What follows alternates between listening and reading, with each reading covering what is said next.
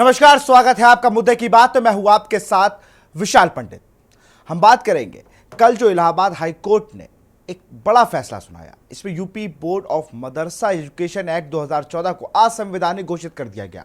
एक महत्वपूर्ण फैसले में इलाहाबाद उच्च न्यायालय की लखनऊ बेंच ने UP board of Madrasa education act 2004 को धर्मनिरपेक्षता के सिद्धांत का उल्लंघन बताया है। इलाहाबाद हाई कोर्ट की डबल बेंच के फैसले के बाद अब सभी अनुदानित मदरसों के अनुदान यानी सरकार की तरफ से मिलने वाली सहायता राशि बंद हो जाएगी और अनुदानित मदरसे खत्म हो जाएंगे। जांच में पाया गया है कि सरकार के पैसे मदरसों से धार्मिक शिक्षा दी जा रही थी। कोर्ट ने इसे धर्मनिरपेक्षता के बुनियादी सिद्धांतों के विपरीत माना है। याचिकाकर्ता अंशुमान सिंह राठौर समेत कई लोगों ने कोर्ट में याचिका दायर की थी। UP board of Madrasa education act 2004 और उनकी शक्तियों को चुनौती दी थी। याचिका में भारत सरकार, राज्य सरकार और अल्पसंख्यक कल्याण विभाग द्वारा मदरसों के मैनेजमेंट पर आपत्ति जताई गई। इस मामले की सुनवाई के बाद जस्टिस विवेक चौधरी और जस्टिस सुभाष विद्यार्थी की डिवीजन बेंच ने यह आदेश दिया। 2019 में उच्च न्यायालय ने मदरसा बोर्ड के कामकाज और संरचना से संबंधित कुछ सवालों को बड़ी पीठ के पास भेजा था। बड़ी पीठ को भेजे गए सवाल में पूछा गया था कि क्या बोर्ड का उद्देश्य केवल धार्मिक शिक्षा प्रदान करना है। तो कल जो बड़ा और अहम फैसला लिया गया,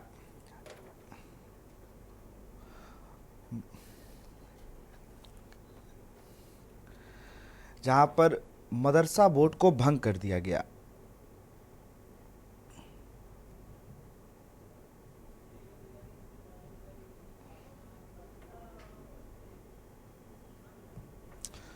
आपको बता दें, मदरसा शिक्षा बोर्ड अधिनियम 2004 असंवैधानिक बताया गया है। छात्रों को अन्य स्कूलों में दाखिला दिलाया जाए, ये भी कहा गया था। और सबसे बड़ी बात कि जिस तरीके से इस पर मैं कुछ बयान देख रहा था, मौलाना सैफ अब्बास हैं, उन्होंने कहा ये आश्चर्यचकित करने वाला बयान, ये जो फैसला है ये आश्चर्यचकित कर सकता है। इसी पे चर्चा करेंगे। हमारे साथ इकबाल खान है, मदरसा पक्ष के वकील हैं। आपका बहुत स्वागत है। सुशील वकील जी हैं, वरिष्ठ पत्रकार हैं।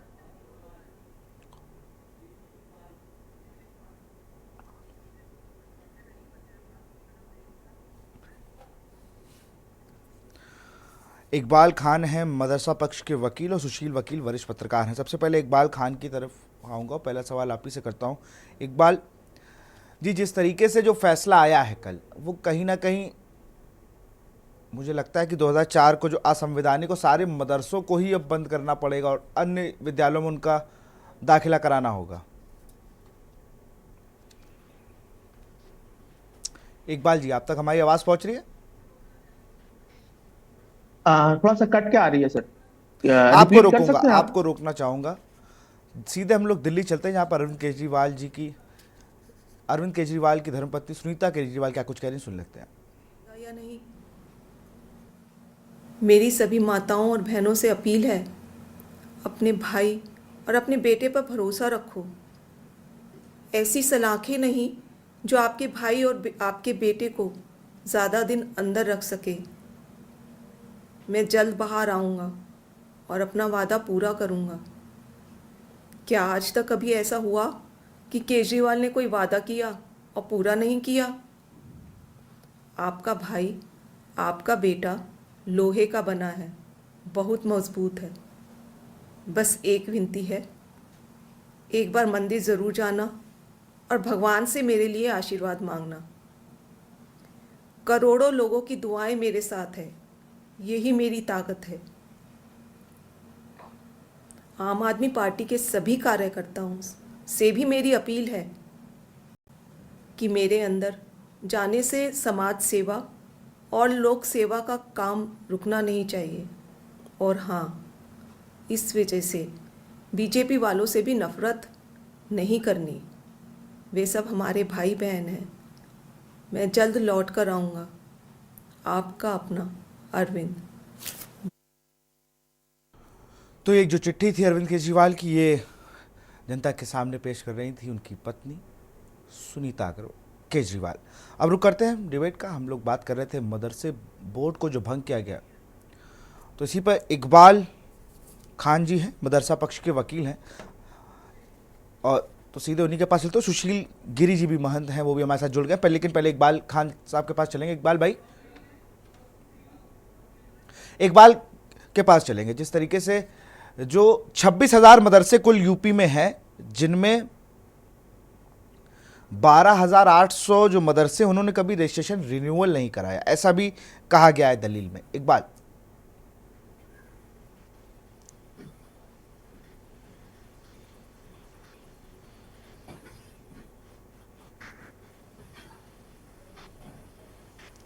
आप तक हमारी आवाज पहुंच रही है इकबाल?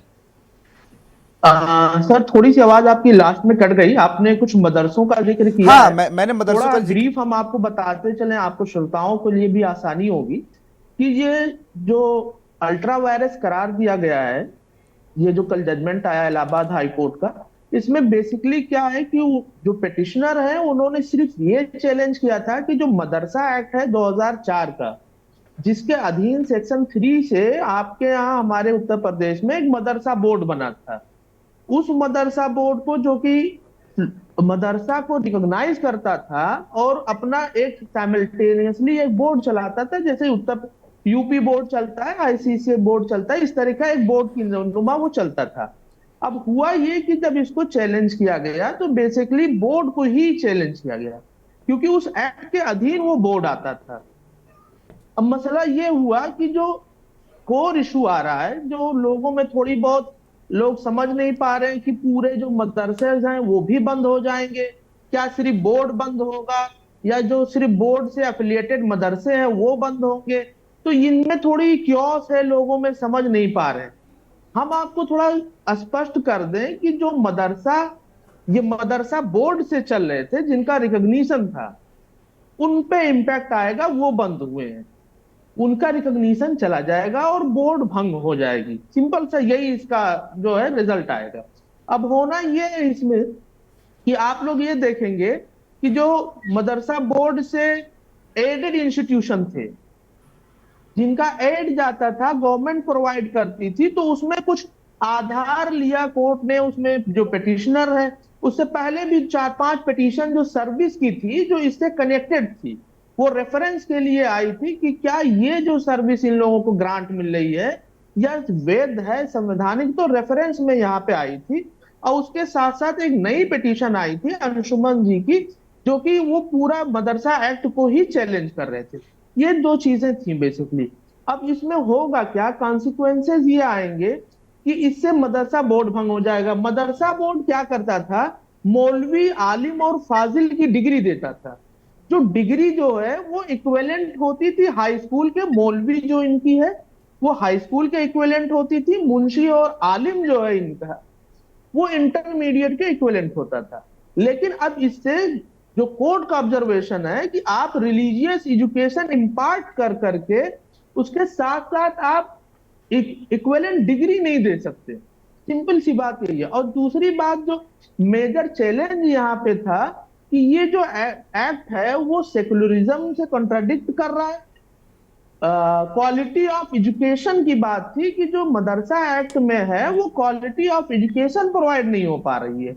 जो आरटीई में 21A अनुच्छेद में हमारा है कि आप कंपलसरी एजुकेशन देंगे, कोर्ट का इंटरप्रिटेशन ये आया है कि भाई जो आप एजुकेशन देंगे वो क्वालिटी एजुकेशन होगा।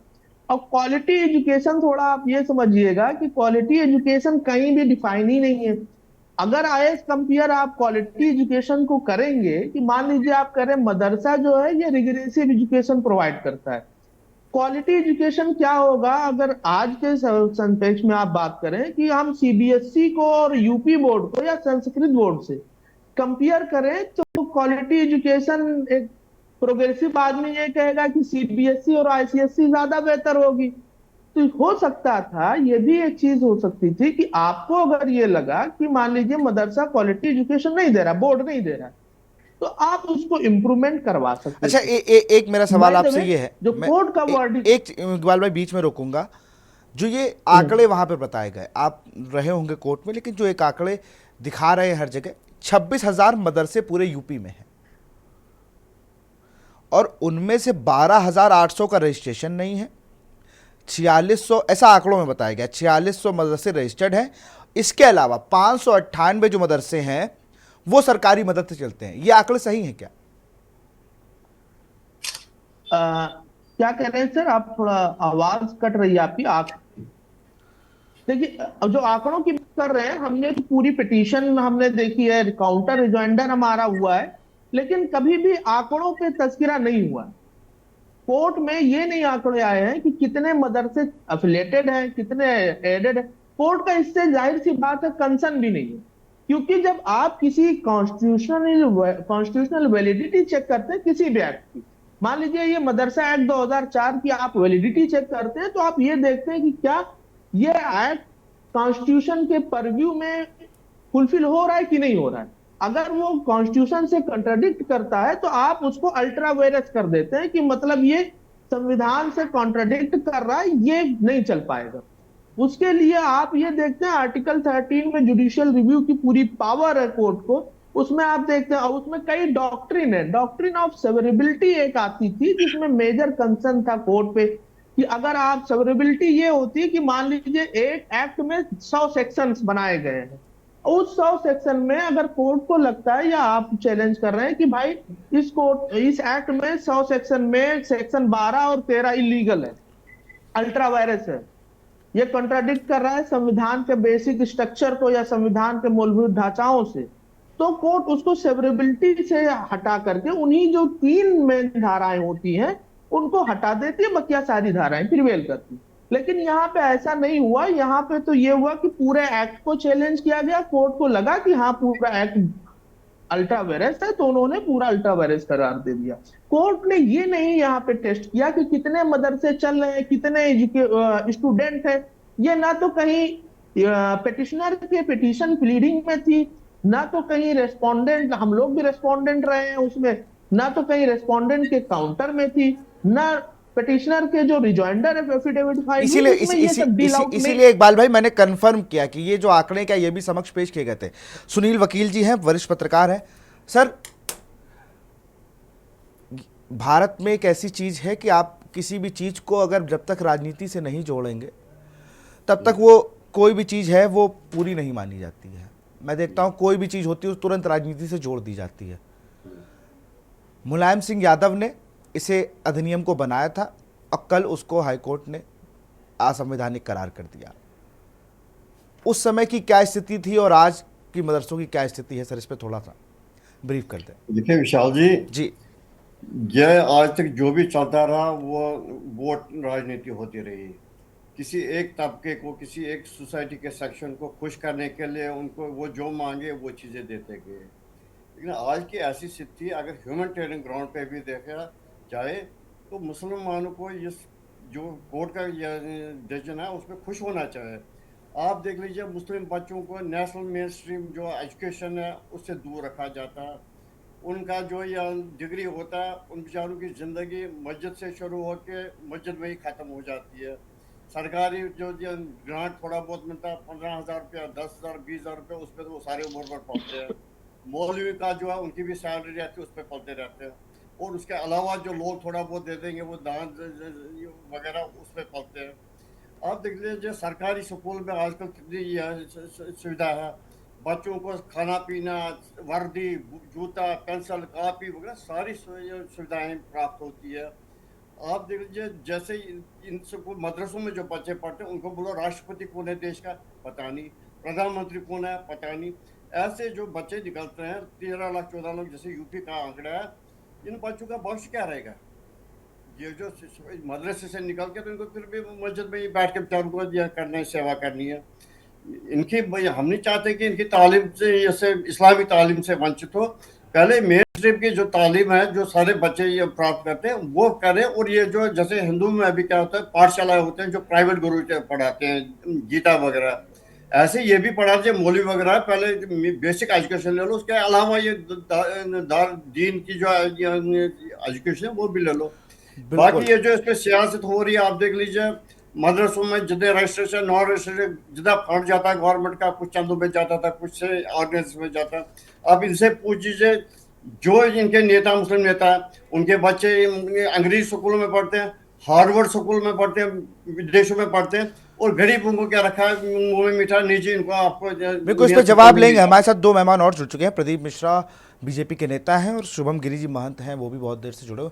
हम उन्हें भी चर्चा में शामिल करेंगे, लेकिन यहाँ वक्त है एक छोटे से ब्रेक के बाद हम रुक करते हैं महंत का, और वो उनसे भी उनकी राय जानेंगे। एक छोटे से ब्रेक ले रुकते हैं यहाँ।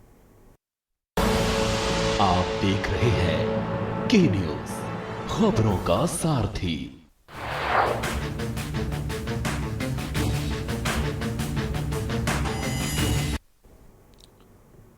ब्रेक के बाद आपका होगा, सीधे रुक करते हैं। शुभम गिरी महंत हैं इनका, और पूछते इनकी क्या प्रतिक्रिया है, किस तरीके से जो कल हाईकोर्ट ने फैसला लिया है मदरसा बोर्ड भंग करने का।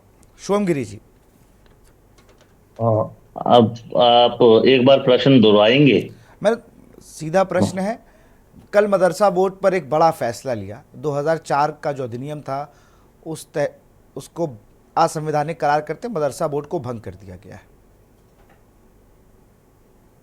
हम आपको अवगत कराते हैं, जब उत्तराखंड उत्तर प्रदेश एक था, तब उस समय संस्कृत का जो संपूर्णानंद संस्कृत विश्वविद्यालय था, तो वहां पर ही उत्तर मध्यमा पूर्व मध्यमा जो 10वीं होती है और 12वीं होती है, इंटरमीडियम और हाई स्कूल, उस समय संपूर्णानंद से अटैच था। उसके बाद माननीय राजनाथ सिंह जी जब उत्तर प्रदेश के मुख्यमंत्री बने थे और उत्तराखंड के मुख्यमंत्री स्वामी नित्यानंद स्वामी जी बने थे, उन्होंने रामनगर बोर्ड स्थापित किया था जो नैनीताल में है, और राजनाथ सिंह ने उत्तर प्रदेश संस्कृत बोर्ड स्थापित किया था जो लखनऊ में है।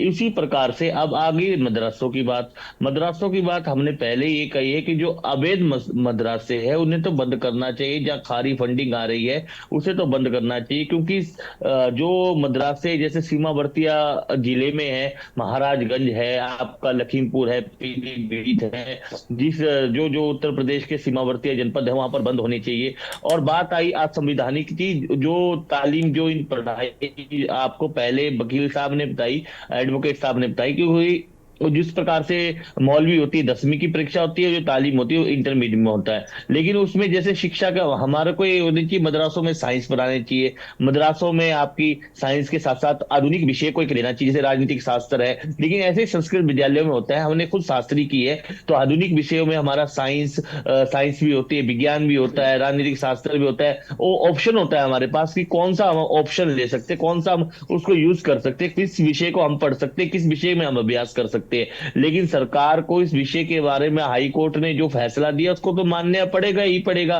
क्योंकि जो आज संवैधानिक जो मदरसा बोर्ड था उसको भंग किया गया है। अब बोर्ड क्या करता है, उनके एडवोकेट क्या करते हैं, मुस्लिम पक्ष क्या करता है, वो तो उनके ऊपर बात है ना जी, हमारे ऊपर तो कोई बात नहीं है। लेकिन हमें कहते हैं कि शिक्षा सभी को, शिक्षा विद्या धनम सर्वधनम प्रधानम अन्न दानम समानास्ति विद्या दानम तदोधिकम अन्नस्या श्रृणका तृप्ति यावत जीवेत विद्या। विद्या तो अजर अमर है, चाहे वो इस्लाम धर्म को ले लीजिए, चाहे आप ईसाई धर्म को ले लीजिए, चाहे बौद्धिज्म को ले लीजिए, चाहे हिंदू को ले लीजिए, विद्या तो अजर अमर है। क्योंकि मैं ये कहता हूं कि वो जो असंवैधानिक है मदरसे विषय में मुझे अवगत नहीं था, लेकिन सुबह मैंने जब अखबारों में पढ़ा, समाचार पत्रों में पढ़ा, तो उसमें कहा गया कि मद्रास बोर्ड को थोड़ा सा इलाहाबाद आपको हाईकोर्ट ने हम जज बता कर दिया। दें, जी इकबाल भाई।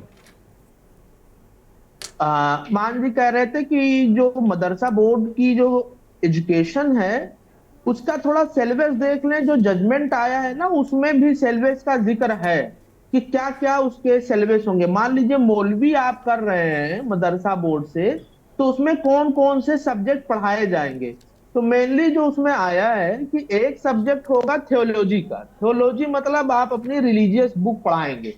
दूसरा सब्जेक्ट आपका होगा इंग्लिश का। तीसरा सब्जेक्ट आपका होगा हिंदी का। एक सब्जेक्ट आपका होगा जनरल साइंस का। एक सब्जेक्ट आपका है उर्दू का।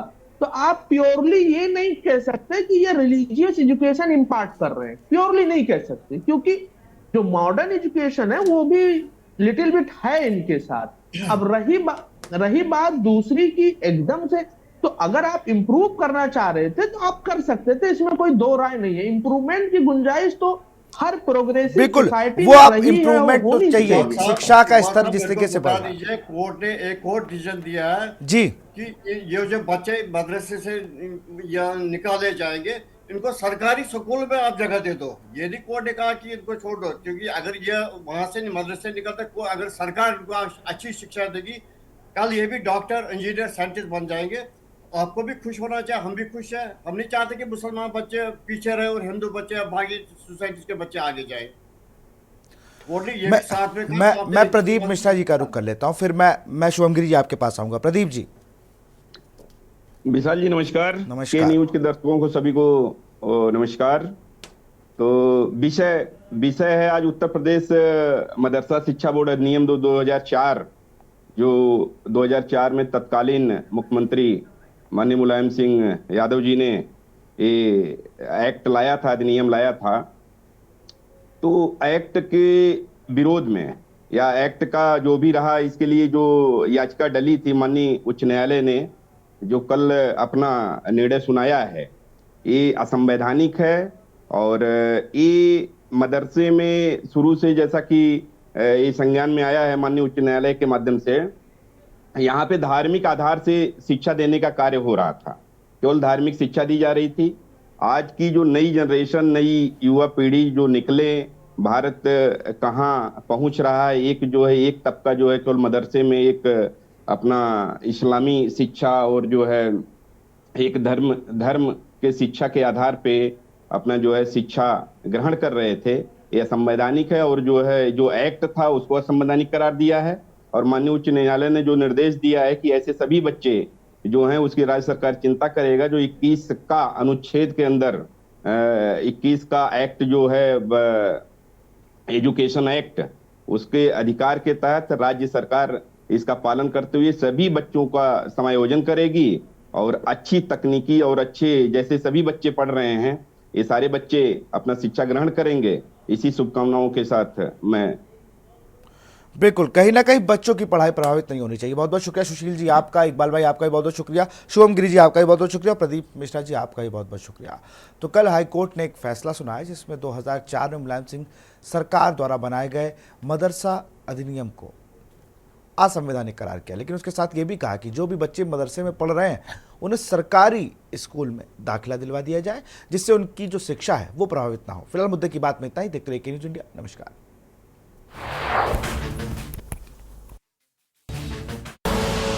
आप देख रहे हैं के न्यूज, खबरों का सारथी।